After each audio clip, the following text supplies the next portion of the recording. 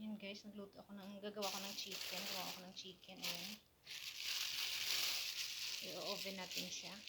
Ayan. Parang maging lechon. Lechon manok ito nga. Ayan. Ayan. Dadalhin namin sa bahay ng mama ni Mudra. So, ayan. 2 piraso siya. Ayan. Lutuin natin siya ng 1 oras sa mahinang apoy lang para malambot talaga siya. Ayan, dapat hatiin pero hindi ko siya hinati para bongga. Ayan. Mamaya titingnan natin kung ano magiging resulta. Kung masunog o simple lang. Ayan guys. So,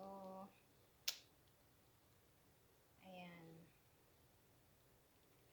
Paborito to ng aking amo na lalaki. Kaya, delicious. So, ito naman yung what happened to my tawag dito? Lemon cake. Ito yung sauce niya. Ilalagay natin sa taas mamaya. So, medyo okay na siya.